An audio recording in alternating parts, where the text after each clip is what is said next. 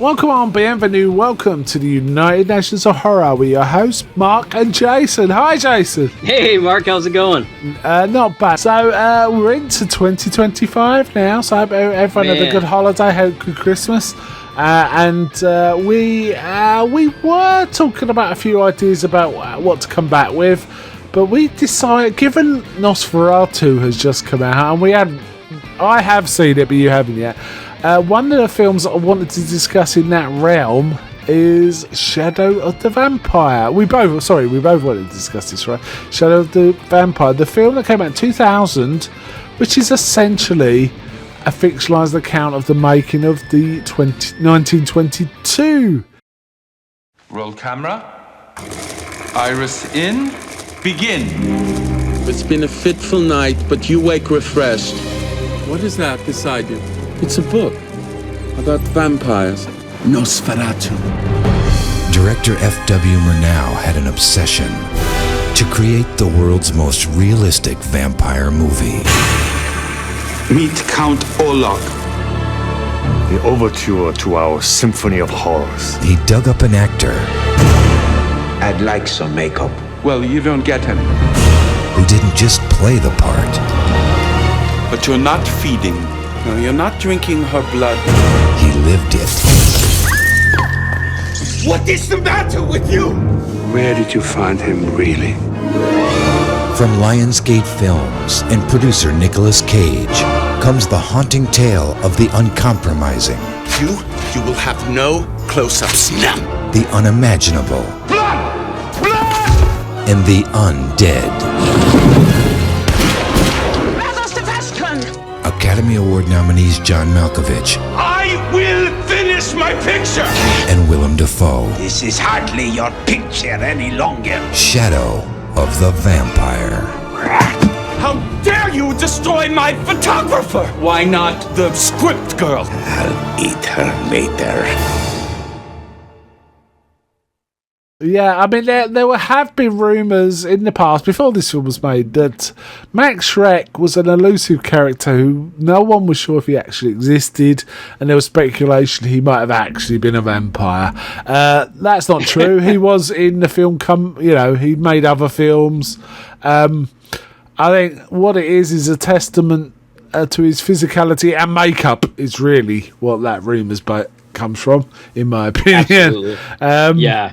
So I mean, it's if you go back and watch the original Nosferatu, even now, it's pretty incredible that this was a silent film, and it's still creepy in my opinion. In my opinion, this is the first true horror film, i.e., scary. Now, I know there are horrors before. I know there was a 1910 Frankenstein, and I know about the Golem films, and I know about Cabinet of Dr. Caligari, and so on. Right. But to my mind, Nosferatu is still scary, right? Yes, I agree with you. 100 years on, it's one of those films that just transcends. There's a few films that just transcend what the filmic medium. They capture something, and it's just unexplainable. Similar ones from, I'm thinking things like King Kong is that kind of ilk too, that it captures something that is just still quite astounding what they managed to do, and Nosferatu's that. But this is the quality. Yeah, it's a lot of it. I think is just because I enjoy a lot of the early silent German expressionist films as well, but I think this one really stands out. And as you say, it is really the first true horror movie that is still scary in many respects. You mentioned expressionist.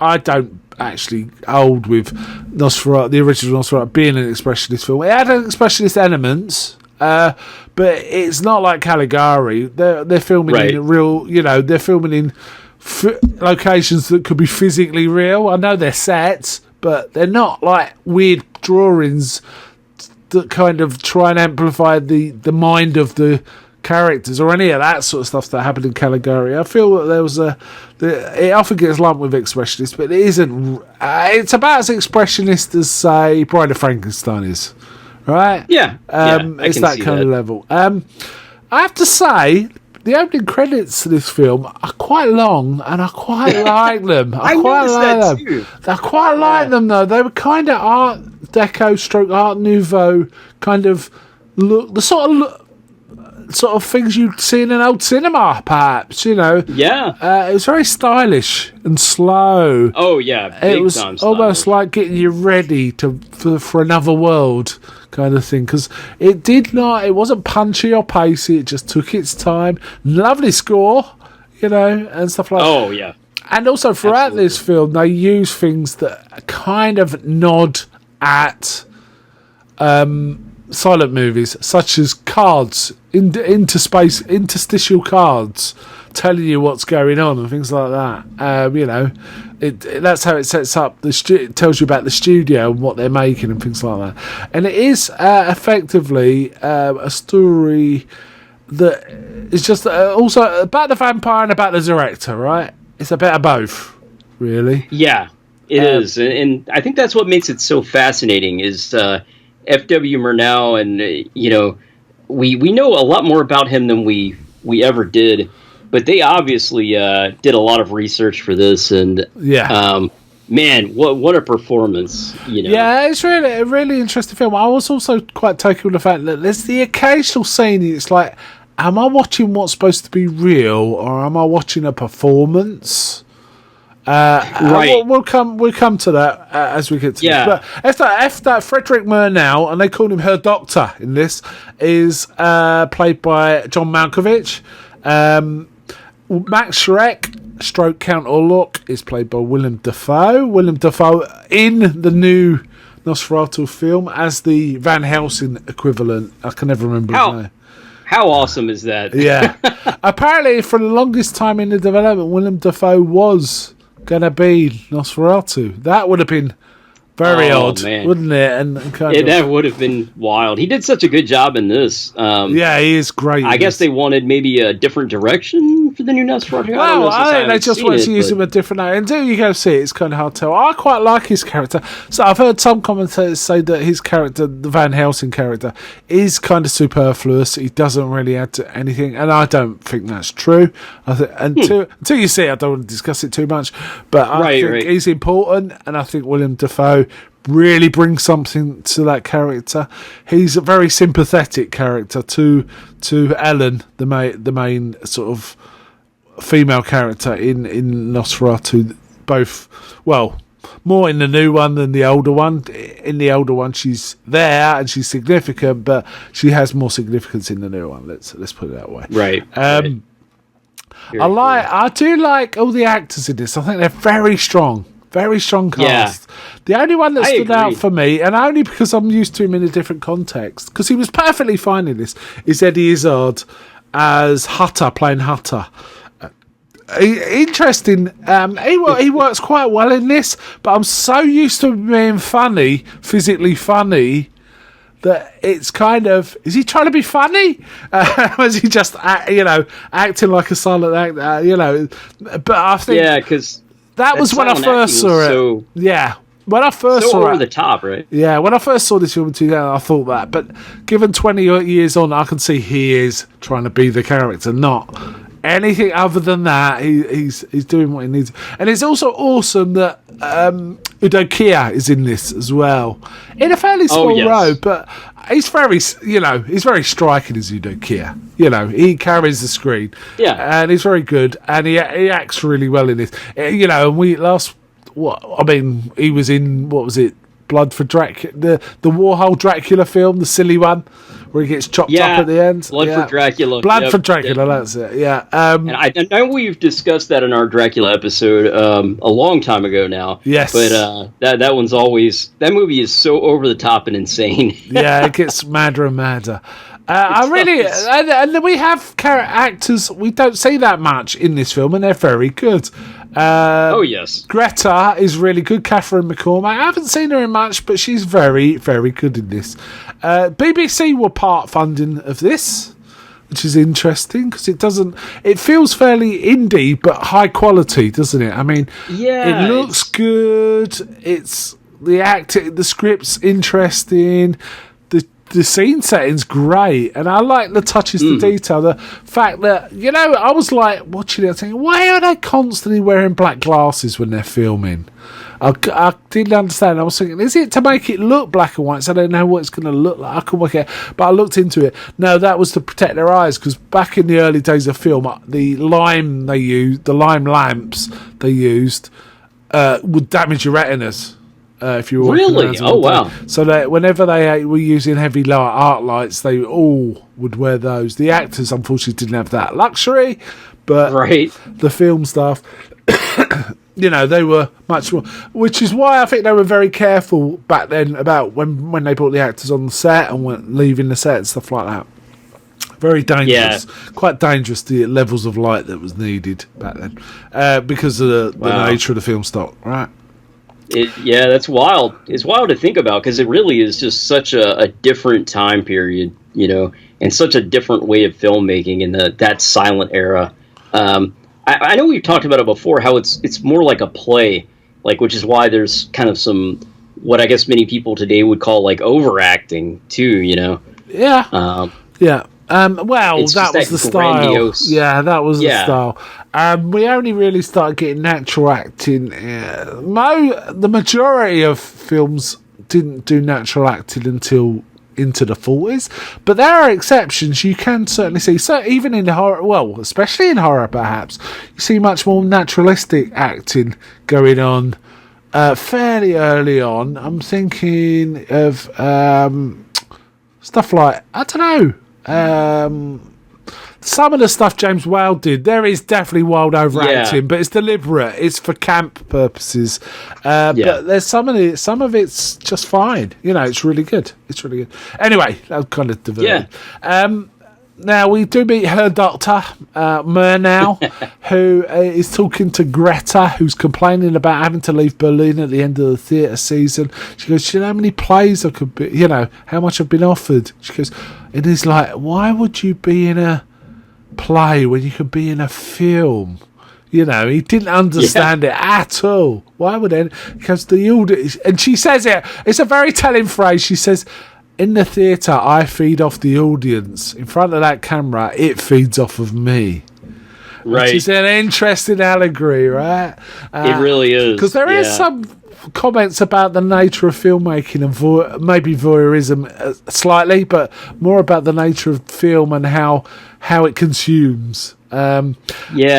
I think you definitely get that too with Murnau's character in this. You know, he is just so utterly obsessed, and when he's kind of directing his actors, it does feel rather voyeuristic, doesn't it? Yeah, and also he doesn't care. He doesn't care what happens to his actors. He just wants to get the film. It starts with him filming a scene with Greta with a cat, and he's going, "Pussy," and you think, hold on, what's he saying? And now it's like, you love your cat and all this. Basically, because it's a silent film, he talks to the actors to tell them what they're supposed to be feeling, and he does this in all the scenes, doesn't he? And it's kind of interesting to see that. And after he gets the scene he wants, he says, "Right, we're off to the next thing." They're going to Czechoslovakia to do some more filming, and Greta's moaning. But the thing is, she doesn't have to go, does she? All her stuff's back.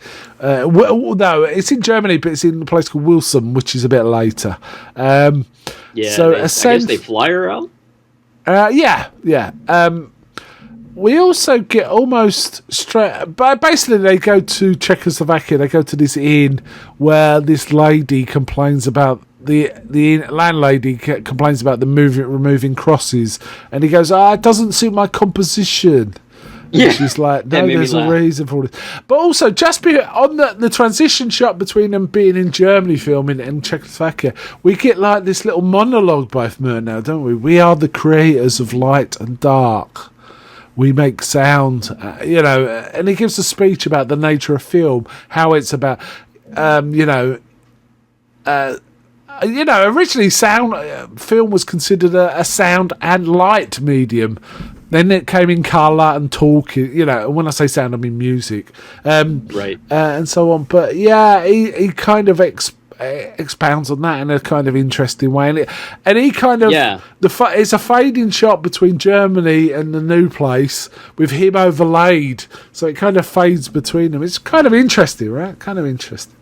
It is, yeah. He definitely he views it as kind of a science almost, and he talks later on too about we will no longer be drawing on cave walls. People will basically see our history. So he's really he's it will move. He goes on about it moving. Yes, doesn't he?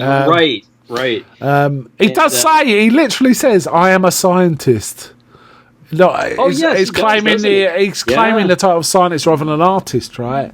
He believes there's a precision to it. Now, just for something, this didn't come through in this film at all, but just some interesting background, and I could be wrong about this. This is it could be partially hearsay, but apparently, the producer, the role played by Udo Kier, was an occultist, and he did believe, and he ran the studio that only did one film and had to close down because of the lawsuit from the Stoker estate, right? He actually wanted to use film as a way of as almost like an occult ceremony. Oh, really? Oh, yeah. Wow. So there was a bit of background to that as well. No, Udo Kier's character in this doesn't really act that way. He's more interested in artistry, isn't he? And things like that. He is impressed by Murnau. But he's also like the middleman between Murnau and the financiers and things like that. So he has to kind of try and keep him in line. Anyway, they're at this inn, and almost... Did you notice... There was, as we were seeing some of the inn, you could hear almost like almost subsonic growling or rumbling, like. It was really low in the mix. It was really. If you watch it again, just around that inn, you can kind of hear it. And in fact, it sounds a lot like some noise Max Schreck makes, Count Orlok makes later on, where he's just going, and it sounds. I got to go back now. And in fact, we do see something weird happening with the cameraman. The cameraman, good actor, I can't remember his name. He looked a bit like Alan Rickman, right? He did, yeah. He was he was ill or something, He wasn't well, and obviously Orlok was drinking his blood, right? Oh yeah, definitely feeding off him. The whole troupe is also told that Max Schreck is a character actor, will be staying in makeup and in character the entire thing, will not be travelling with them, and we'll meet him there. He will already be at the castle. That's how they're told. And it's interesting that Eddie Izzard, the main actor, tells the producer all this, and the producer's like, why didn't her doctor tell me this? He goes, I don't know. I could just tell you he told me. It's kind of like that. But also there's some other weird stuff going on. For example, Eddie Izzard's character, Gustav, finds a weird bottle, and he says, what's to the makeup? Go, what's this? It looks like blood. Stuff like that. Also, we see that ultimately Orlok gets both the blood and a ferret in a cage to drink, presumably. Essentially, they have their first session filming at night. Oh, they also said to keep in character, he only films at night as well. Right, yeah. So it's and we do get those first shots of Gustav not knowing what to expect, being told to approach this castle, these shadows at night, and he will be met by the Count. And I really love how they do that. Whoa, that is quite the thrill. You would be scared if you were that actor. I would be. Oh yeah, that is quite shocking. And it does freak out Eddie Izzard's character. One of the producers says, well, he's not from the Berlin company. Where'd you find him? And Murnau's I like that line. I found him in this castle, right? And then later on, the cameraman is found in an even worse state. So something's going on. Yeah, he's like dying essentially. Yeah. They And Murnau's just moaning, isn't he? He says, "Come on, man," and all this kind of. He wants him to like get back to his job pretty much, and it's like that's not going to happen. But then, of course, Murnau later, as we find out, he's pretty annoyed with old Max Schreck because he's like, you're not supposed to touch my crew. Yeah. So essentially, my people. We see as the audience, he is a real vampire, and Murnau's kind of made a deal with him. And no one's quite sure, but there is another film scene filmed where Gustav is sitting with Schreck, who's reading a contract while he's cutting bread, and he accidentally he's supposed to in the script cut his finger, but he really does cut his finger, and Schreck kind of jumps on him and starts sucking it, and he goes, "What are you he goes, you first he's like, yeah, damn method Russian school antics, and then it's like, no, hold on, there's something else kind of, he knows, but he can't just say it, right? So but I feel like that's how a lot of the cast and crew are as this goes on. They're like, okay, we think he might really be a vampire. He's either a vampire or like the greatest actor ever. Yeah, and basically he's going, yeah, damn method, as he's trying to suck the blood from the wound. But then the lights go out, and when they come back on, Schreck is on Wolfgang, the cameraman Wolfgang's neck. And Gustav could see it because, and he says to him, "I saw what you did. And then they basically stop filming for the night. So Schreck stays at the castle. He says, "Oh no, he's got to stay in character and all this." And then Schreck starts looking at the camera equipment, and he sees some footage of what looks like sun, which kind of enchants him, doesn't it? It does. Yeah. I really like that scene. It's just like, here's a vampire who probably hasn't seen the sun in, like 500, 600 years or something. And, I mean, we don't know how long, but we know he's an older vampire. We find that out later. He's an ancient vampire from what he said. Yeah. At one point, they're trying to get his.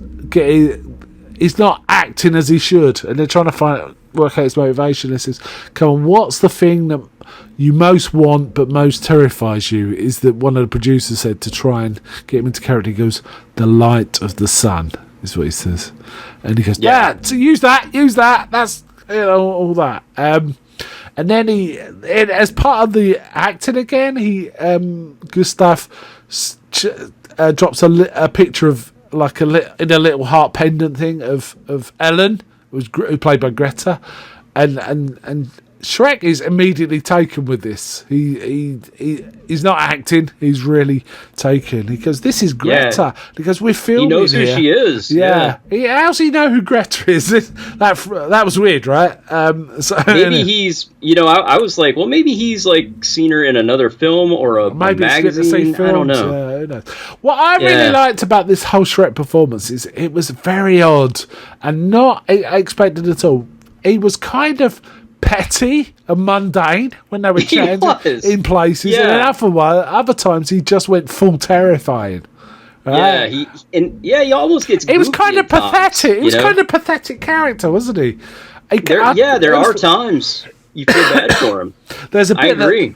I mean, some of this is dark comedy, in my opinion. Yeah, right? There was a bit. I agree. There's a bit, for example, where two of the producers or senior people are just drinking schnapps from a bottle, and Schreck just appears out of nowhere, and starts drinking the schnapps with them, which is funny. I love that scene. And he's saying, what do you think of it, her Schreck? Have you read Dracula? And he goes, yes. Murnau gave me the book. It is sad. He goes, why is it sad? And he's saying, oh, a man who has not had servants for hundreds of years. The saddest bit was the bit where Harker saw Dracula laying his table for him because he's got no servants. He doesn't even know what food is anymore, is it? And he starts going on and on like this. And they think, they're going, oh, what a great method actor. Yeah. What a great method actor. Yeah, when he snatches a bat out of the air, bites his head off and drinks his blood, they're going, the German stage needs you. I mean, what? Yeah, I would think they would react a little bit more like, oh my God, man. Yeah. Murnau does his nut and he says, you can't kill the cameraman. He goes, why don't you have the makeup girl? And Schreck's like, I don't think you need the writer anymore. And Murnau's like, much as I'm loath to admit it, I do still need the writer because we need to explain this and all this. Anyway, they go and get another cameraman because Wolfgang's away or dead or near death. We never actually find out what happens. Get another one called Fritz Wagner, who's played by Carrie Elways, right? That was kind of interesting, from Princess Bride, Robin and Men and Tights and so on. Who plays it in a fairly friendly kind of way, and in fact he goes and disturbs Schreck in his crypt at one point, thinking he's just a character actor, and he wants to shake hands, and Schreck's like, oh, the other thing, have you noticed how much he's always tapping his nails together all the time? I did. He's got these massive nails. Wow. I can kind of I can see that, if you've got nails like that. It seems like that would be a natural thing. Yeah. And he said, and Fritz actually says to him, I hear you're a philosopher. Have you read Plato? And then Schreck's like, read him, knew him. So and of course they're just thinking, yeah, of course, right, buddy, right. You knew Plato. But it's kind of, there are some things played for laughs, But, it's so interesting, Mark. The way they shoot this is almost like you think of a documentary. So, those little funny moments you get don't seem out of place. They always, to me anyway, they always work, and enhance the film. It does. It's quite a charming film in that you kind of never quite know what to expect and how Schreck's going to react, because he's fairly animalistic, but other times he's just like a really grouchy old man. Right. Really grouchy old man, right? There's bits in it where basically Murnau's saying, look, if you don't think I can't harm you, and Schreck goes, how? How will you harm me? I don't even know how to harm myself. Yeah, it was like, dang. Wow. So anyway, Murnau's out of the picture for a bit because he has to go calm down the financiers, this is where he's talking to the two of the guy, to Udo Kier and the other guy. The other guy kind of reminded me a bit of Liam Neeson, actually. A German actor, that was. I can't remember his name, but he was very good. And that's where Schreck's talking about all this stuff about how sad he is that Dracula's so lonely and he has to do his mundane chores by himself. Yeah. And then he remembers how to cook the bread or whatever. Yeah. And they ask him how he becomes a vampire. He goes, it was a woman. He says, first I had a picture of her, then I had a sculpt, and then I had a picture in my head, and now I've got nothing. And they're just assume he's a great a method actor, right? They do, yeah. Yeah, it seems like he's kind of losing himself almost because he's been immortal for so long. Yeah. He really is. He's much like an old man. Kind of how Dracula is at first in the book, but, I mean, Dracula still has all his marbles, right? Even though he is an old man. Yeah. So it's a very interesting take on kind of an aging vampire, and I can attest to losing my marbles as I'm getting older. Yeah, years. me too. One of the things that also come up until Kidman is that he refuses to film on a boat. He says, "I am not sailing. I'm not getting on a boat." And Murnau's saying, "I'll replace you with doubles. You'll get no close-ups." Is his threat? Yeah. And I thought it was interesting that he didn't want to sail. Was he afraid of the water? Yeah. It's got to be the water, Okay. right? He doesn't. Yeah. But so anyway, Murnau has a ship built on the side of the castle to fill the scenes in, and we actually do get a point after he's drunk all the snaps.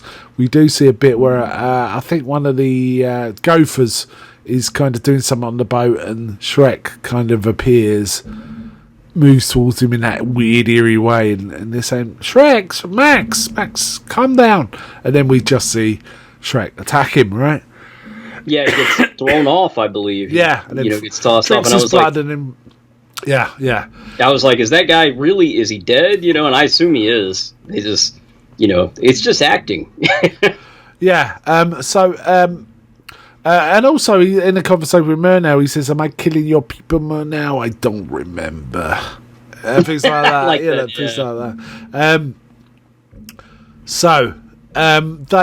Schreck says, "I will have to be flown to the island." Now, luckily, our new cameraman is a pilot. He actually flies in on a biplane, doesn't he? And we do actually see, and they must be fairly convinced he's full method, because he basically gets him to fly him in a coffin and manhandle the coffin out. Right. So yeah, there is that. So he does get to a place called Heligoland for the final scenes. It doesn't seem like he gets out much at this point either. We get the impression that he's sort of been at this castle for hundreds of years, or just just in this one place. Yeah, we see some other scenes that are setting up the finale as well. We do see, for example, Greta is been injecting opium, because she's kind of laughing hysterically and with her clothes all awry, and they realise what it is. There's also a weird scene that I mentioned at the beginning. There's stuff there that I wasn't sure if it was a performance or it was a real scene. There was a weird bit where they transition from Germany to Czechoslovakia. Not the bit where Murnau was talking about what he was, a scientist and stuff. But there was a bit where it was kind of it was like a party, but they were like all in strange garb and pretending to have sex. Two women, and one was pretending to have sex with the other woman as if she were a man. And I couldn't work out if it was a performance on a stage, I was wondering, or an actual party, because it looked very stylized like a performance. I just kind of I'm not sure why that exists in the film. Yeah, I sort of just was like, okay, did he go to like a brothel or a bordello or something like that? I don't know. I couldn't work out. We also see Murnau is also taking opium or heroin. I think he's taking laudanum, isn't he? A laudanum, laudanum. Yeah. I mean, which is just a watered down opium. A weaker version. Yeah. So not something you want to mess with. No.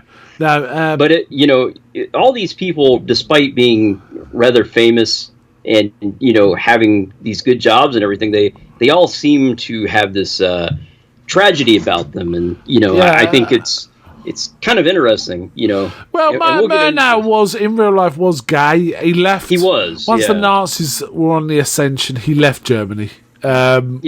Because, I was going to say I didn't know if you wanted us to discuss that here or not, but he, in many ways, he was kind of a tragic figure. He just made some classic films. Murnau in America, he made an absolute classical Sunrise as well. But to me, it's Nosferatu. Right, his lasting legacy is Nosferatu. Anyway, they're in Heligoland to film the final scenes, and this is where there's also this to and fro. I want Greta. And he goes, "You will have Greta once we film the last scenes, right?" It's all that, and in fact, at one point, Murnau's under the influence of laudanum, and he's talking to Grout and Fritz, two of the producers. He tells them he's a real vampire. He says, "Where'd you find him?" He says, "There were these stories, and I went and looked for him, and I found him." And I managed to secure his cooperation, but I promised he could have Greta at the end, after all the scenes are filmed. And those guys know they're trapped, and they got to complete the filming that night. I don't know why they think they have to complete filming, but I guess they're frightened of Schreck, right? Maybe just saving time so they will maybe have an opportunity to escape. I don't know. They Yeah. They never really say that. Well, they've got some sort of set up so the doors immediately spring open to let in the sun, don't they? At the point of filming, they've kind of said it's not really explained on. Yeah. That bit was a little weak. It's because it wasn't really explained. They just did it. And in fact, Schreck uncovered it himself by mistake, didn't he? He pulled a lever and managed to scuttle out the way before the sunlight got him. But he was made him aware that this was part of the setup of what's going on. Then we he's start, he would betray me. Yeah. Then we start seeing he's got a filming a scene with Greta where he's creeping in on her, and the actress is kind of okay, but then she sees a mirror. She can't see him in the mirror, and she gets hysterical because he's got no reflection. Right? They think she's just. Maybe a bit of laudanum still hanging around, and they actually give her more laudanum. This is the part where it gets real messed up. They pretty much force her to take the laudanum. Yeah, or the the morphine. No, and they inject her, and it's pretty bad, really. It's messed up. And then Schreck feeds on her, right? And bizarrely, this is so bizarre in this film. He falls asleep. The laudanum obviously has an effect on him now. He's fed on her blood, and he just falls asleep. So they're just sitting around waiting. And in the meantime, snoring and everything. Yeah, the sun has come up, but it's still covered in the set and so on. So they try and spring open the metal doors using the trap for Schreck, but the vampires already was aware of it and cut the mechanisms, so they couldn't. They're all trapped in with him. So they attack him. Carrie Wells gets his neck broken almost instantly, and Udo Kier tries to Ellen has Greta has a wooden stake as part of the seed. Udo Kier tries to use that, but nah, there's none of that. With this no avail. But Murnau just keeps filming like it doesn't matter. Oh yeah, he just. I'm so obsessed. He's either obsessed or he's under the influence of laudanum still, or it's both. Right? But he seems compass mentis, so it feels like he just wants his picture done. Right? I think so, and the way he talks to his actors too as it goes on. I think he just. It's all about the film for him. He doesn't care about anything else. And I think the power of his ego actually stops Schreck from killing him. He says, "No, you are missing your mark." And he says things like, "If it isn't in the frame, it doesn't exist." All right? Yeah. And Schreck's taken aback and just stops and looks at him. He says, "Go back to your mark and continue feeding." So Schreck does. And he keeps filming, and then the rest of the crew arrive, opening the door with the sunlight, and Schreck does sort of get affected by, hit by the sunlight and dies. And then Murnau just says, "Can someone get a slate for the end of the scene?" And then a guy just walks around, all these dead bodies everywhere, just walks around and holds up a slate and says, "That's it," and it ends. Whoa! I know. I mean, it's very impactful, that final scene. Of course, it had to be on early audiences, for the original Nosferatu. But boy, this is effective for us as well as a modern audience. Yeah. This whole myth came about because a book was written in the 50s saying there's no such person as Max Schreck. There's no trace of this man at all. So who was he? And he was wrong. There was an actor called Schreck who was already there. Apparently, Nicolas Cage wanted to do this and play Schreck. Interesting that he eventually played Dracula against Nicholas Holt's Renfield, and then Nicholas Holt is now Hutter in the new Nosferatu. That's bizarre, right? Funny how that works out. Nicolas Cage, he would have been a very interesting Nosferatu, but I think he would have probably, much like his Dracula, caged it up just a little bit too much. Yeah, I mean, he produced this film. right? He produced. He did. Saturn. He said Cage said he wanted Malkovich to be Murnau because he'd worked with Malkovich on Con Air, and he'd also worked with Defoe on World at Heart, so he knew both those actors. Great casting. Can't argue with that casting whatsoever. Malkovich, I mean, I can't say enough good about how he plays Murnau. I mean, particularly the diatribes he goes into, when he's directing, just absolutely some of the best acting you will ever see. Yeah, Malkovich is always quite impressive when he underplays, and often he'll overplay, he'll overdo stuff, but deliberately in comedies he will. But I'm always impressed how underplays he underplays in this, and he's a character, and I'm trying to remember his name. It's something like Russian Eddie or something in a film about poker called Rounders, where he's kind of Teddy KGB. Sorry, Teddy KGB. I was close. Again, he underplays that, and it's really quite good. So I quite like Malkovich in all sorts, I have to say. I've never seen Being John Malkovich, though, which he must be in, I assume. But I've never seen that. Yeah, I haven't seen that either. Yeah, this I really enjoyed this movie. I thought it was fun. It's kind of a nice one to watch alongside Nosferatu in many respects. It is. And it was kind of... I watched it because I went to see the new Nosferatu, and I was kind of, you know what? I haven't seen Shadow of the Vampire in a while. Then I mentioned it to you, and you said, yeah, let's do that. So, yeah, we did.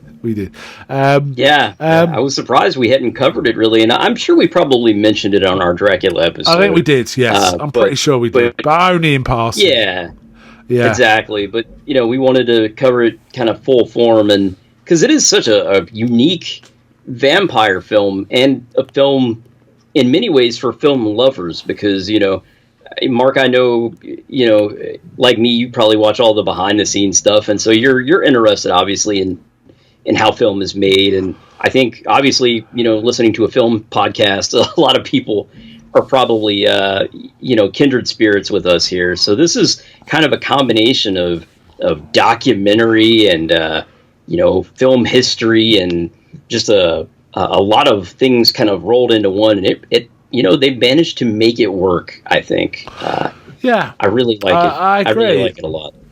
I think also Schreck's Nosferatu, the 22 one, is one of the iconic characters of the 20s. I guess that and Caesar from Cabinet of Dr. Caligari, those two are very strong. Obviously, later on we also have like Phantom of the Opera. I guess you could include Hunchback of Notre Dame for the silent era as iconic as kind of looking characters. But that's a good one. Nosferatu just... he looks scary now, right? Even he does, now. And that's had a massive influence on vampire movies. We get a lot of the Nosferatu like vampires in all sorts of things, comedy and Salem's Lot, the 1970s version of Salem's Lot. Oh yeah, and so on and so forth. And it's kind of interesting, and it makes you think. I think the principle almost taken in something like What We Do in the Shadows is if you get old enough as a vampire, you will just end up looking like that. And Dracula Untold, that goofy movie, uses the same premise. It's the same premise. Basically, an older vampire looks like Nosferatu, who turns Dracula. Yeah, I really do think that's the best scene in the movie when he goes off and talks to the Nosferatu, really. Because as you say, it's a very goofy movie, but that scene is actually cool. Yeah, that's Charles Dance as the Nosferatu. He's great. Charles Dance is always good, right? That is quite a good scene, because of a good scene in a bad film. In a bad film, yeah. I mean, I like the film. It's goofy as hell, though. Dracula's the superhero. I like it right? too. Yeah, it's campy. It's something I would have wrote when I was like 8 years old. Because I love Dracula that much, even at a young age. At that age, of course, I had no idea there was such a film like Nosferatu. But I mean, it's a lot of people actually think Nosferatu is almost like this evil cult film. Like a lot of people consider it almost like satanic. And I guess when you saw it maybe back in the, back years ago, it did feel like that because it was so authentic and freaky, in many ways like a documentary itself. I really have to say I really like the acting choices that William Dafoe made, making him kind of pathetic and scary. There was one point that summed it all up where Murnau and him are arguing, and Murnau starts threatening him and sort of cajoling him and shaking him by the neck, and suddenly a look comes over Schreck's face, and Murnau's kind of starts backing away. He's terrified. Yeah, and you can see why he's terrified. Defoe does the facial changes so much it makes him go from pathetic to awesome. You are in awe of what this thing is, right? That's what's going on there. There was an interesting quote from Roger Ebert who reviewed this. He gave this 3.5 out of 4 stars, right? He says they're doing two things at the same time. They make a vampire movie of their own, and they tell a backstage story about the measures that a director will take to realise his vision. And also says Defoe embodies the Schreck of Nosferatu so uncannily that when real scenes from the silent classes are slipped into the frame, we don't notice a difference. That's such a good point. Yeah. Such a good point. Yeah. He's a weird, pathetic, moving... He moves you a bit, does the Nosferatu. You just feel sorry for him. You do, even though he's kind of obviously way past any kind of morality or anything like that. But he's kind of funny. There were bits where I was laughing. The bit where he was talking to the old hands about what he thought of Dracula, and then being impressed with his staying character, acting abilities, just made me laugh quite a lot. It's a scene I can watch and watch again. It is funny. And then when the new photographer comes in and tries to shake his hand, that made me laugh a lot too. Like I busted out laughing at that. Yeah, rattling he just kind of his nails. His nails. Yes. Okay. Another interesting choice that kind of jumped out at me. Then I didn't notice it. Then it didn't bother me at all. Was Defoe chose him to give him a little bit of hair just behind his ears. I noticed that too. Which isn't in the original. No reason I can think of. It is funny at one point. It's come on, Max, you can take off the ears now. What someone says to him, and he just gives him a filthy. He's full of like wincing and grimacing and making little weird animalistic gestures all the time. But if you get a chance to watch this again, pay attention to that bit around the Czechoslovakian inn. You can definitely hear sort of in the soundtrack really low, and I think it coincides with when the before of when we see Wolfgang in some sort of state of shock. So it suggests to me that was Schreck moving around before he didn't met anyone and attacking the photographer, and then when the lights come up, the photographer's not well, right? And you hear that growling noise stops. It's kind of interesting, right? Shall we? We got some feedback on this. Should we rate it and then do the feedback? What do you think, or should we do the feedback? First? I don't. You know what? Let's do the feedback first. How does that sound to you? Okay, yeah, that sounds good. Hold on. Change it up a little bit, Yeah, I posted this at short notice, so we only got a little. We got one, in fact, from Rolf Pickler. Hi, Rolf. Thanks for posting. How's it going, Rolf? Yeah. Happy New Year. Hold on. I've clicked on his name, so I've completely lost. Hold on. Here we go. That's what I do all the time. He says, when both movies were released theatrically, I went with a group of friends to see Shadow of the Vampire and Dracula 2000. Wow. Oh, wow. Loved Shadow of the Vampire, though I haven't seen it since then. Dracula 2000 I didn't like at that point, but I have a feeling that if I throw it on now, I will enjoy it. Yeah, I enjoy it. It's silly. I quite enjoy it. The premise is kind of interesting. That underlies it, but I agree. Yeah, and plus, I think I enjoy camp more in my old age. Sometimes things that are just kind of cheesy, I just find fun. Yeah. And he went on to say, I think it's great that William Dafoe did this movie and then had a fascinating role in Nosferatu 24. I have been going on a Nosferatu bender with 22, 79 and 24. Now I need to rewatch Shadow of the Vampire, then Nosferatu in Venice. That is, not great. I've not seen. Okay, I haven't seen Nosferatu in Venice. I have seen the 70s Nosferatu film, which is also one I really, really enjoy. Yeah, and that one's weirdly pathetic and also scary as hell too. Same kind it is. Yeah. And then he says, "Long live the Nosferanaissance." That's a hell of a word to say. Nosferanaissance. Yes. I mean, it's also called Vampire in Venice, isn't it? Or am I dreaming? Anyway, it's Klaus Kinski. But I have read theories that actually it should be the Hutter that rides off at the end of the 79 Nosferatu. It's just in a different place, yeah. But maybe they couldn't get that actor and they got Kinski back in. I don't really know, because Nosferatu clearly died at the end of the 79 Nosferatu. Yeah. Too late for spoilers. I've already just said it. But it is, and I know we discussed that one as well. Yeah. They're all interesting films. I still think the 22 is the best. I quite enjoyed it, quite liked the 24 version. I won't spoil it, but I didn't think it was scary, but I thought it was really worth seeing. Let's put it that way. There was tension, and it was beautiful looking, but I wasn't scared. Didn't even get close to scared at any point. Maybe a bit tense here and there, right? It's an interesting story in many ways. In that one, Ellen becomes like the main character, actually, which she wasn't in the 22 version.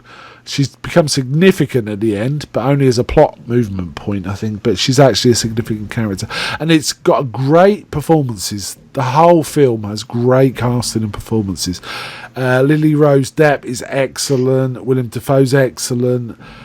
What Skarsgård's doing as the vampire is quite astonishing, and probably might take you aback when you go see it. You know, it's kind of, well, I wasn't expecting this, but it works. It works. Okay. I'm kind of even more intrigued now to see it, that you say that. I will say it's a very dark film. Especially the first half. It's quite dark. Unfortunately, I was in a cinema where they have really bright exit lights, which I found very annoying in such a dark film.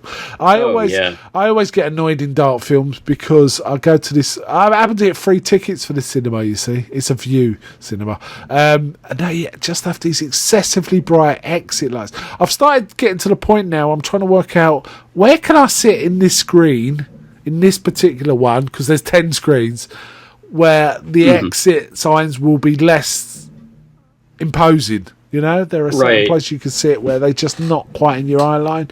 But it's annoying that it's like that. They really should be not so bright. They're ridiculously bright, which is not good. I went to see Longlegs, for example, in the dark sections of that. It was very hard to see. And the same with Quiet Place, Day One.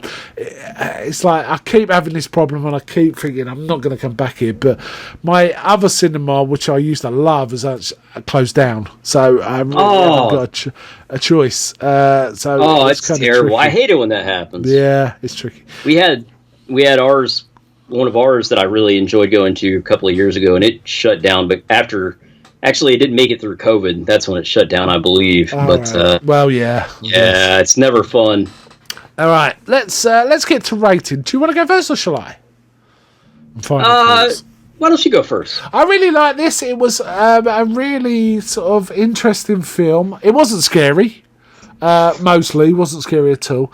It looked good and it just felt good. It's a bit towards in the third act where it kind of lost me a bit in terms of, well, this has stopped. And I felt that it almost like they should have either trimmed a little to make it flow faster or put more in, because the characters were really interesting. And sort of seeing a little things like it would have been nice for us to have known, for example, Schreck had cut the chains. we could have seen that. That would have made more sense, because it all felt a bit rushed around that. But I really, really enjoyed it. I don't think it's a great film, but it's a good film. I'd probably give this, I don't know, 7 or 8 out of 10 is kind of how I feel. That's where it sits for me. What about you? Yeah, I'm right there with you. You know, I enjoyed the film a lot. I think the atmosphere is great, and as you said, Mark, the actors are great too. There's definitely something that could have been tightened up, I think, a little bit, maybe. The script, or I don't know, like you say, something to make it flow. But yeah, I'm right there with you, man. Like, probably like a 7 out of 10 for me. I like it a lot. It's fun. But like you say, it definitely, I almost feel like you should watch Nosferatu, either the 22 or the 79, and then go watch this, or maybe the brand new one like you did, and go and check this out after. And it's that's kind of a fun double bill, if you will. With I think just watching one of the others, or certainly the 22 one, the 1922 one, will make it more impressive for you of how good Willem Dafoe is. Really, that adds to it. I thought it flowed. Just to be clear, though, I thought it flowed just fine. It was just that final 10-15 minutes. It felt like it was a bit stop go, and it's like, what's going on here? Because Murnau wasn't really interacting with them while he was sleeping. Things like that. It was just odd. I got that feeling kind of like throughout several parts of the movie where it just felt a little off. I don't know, off balance, maybe? I don't think it was that. It was just that last maybe it was just 15 minutes. Like, we're moaning about it, but we did like this film, and it is a good film. I mean, and you should go we're critics, but yeah, we loved it, even though we moan and groan. I feel like we're the old Muppets, like, my people. Sattler and Waldorf is my people. Right. So, okay. That sort of winds this up. And I guess we'll figure out what we're going to be going at. But we got some ideas. We're talking about a certain series. But you'll find out if that's what we do next episode. Anyway, yes. Would you like to lead out? Yeah, absolutely. Mark, thank you so much for hosting this. And, man, this was another really great idea. Like you said, we were discussing what we were gonna do, and then you just kind of were like, "Hey, let's, Shadow of the Vampire." I was like, "Yes, that is one we should definitely cover." Well, I think I just mentioned, that I'd watched it and enjoyed it, and you said, "Yeah, man, I really want to see it." So it's like, well, let's do that then, right? And also the just to say, like the version you gave me, much better quality than the version I had. The version I had was. I guess it was from probably the American DVD release, and I don't think they've ever done any kind of remastering on it. But anyway, I'm getting off topic here, but it looked really nice. It did. It was kind of warm tones, right? It was warm tones. Yeah. Kind of. I have to say, I really did enjoy them opening credits. I know they were over 5 minutes, weren't they? But there was something. There was something almost. I'm moving into a different space now. As I'm watching this, there was something. It's like old film, like you like the beginning of Alien, say, right? Something like that. Oh yeah, absolutely. Yeah. It's a good comparison. Yeah. But yeah, again, Mark, thanks so much, man. This was a good suggestion, and thanks to everyone for listening. For those who were first time listeners, you can find us on Spotify, on Pandora, pretty much any podcasting service you can think of now. So just search United Nations of Horror. We're also on Facebook, so check us out there. Just go to Facebook, type in United Nations of Horror, and come interact with us. One of us. Become one of us. One of us. Yes. And Mark, we're going to be back here soon, man. It's exciting. 2025, where the future is now. The future is here. The future is avoiding reality. So come and listen to podcasts than avoid reality. It's much easier, right? I agree. I totally agree. But we've got lots of great stuff coming. We're not going anywhere. So we've got exciting times ahead. So bye from me. And bye from me. And we'll see you right back here next time on the United Nations of Horror.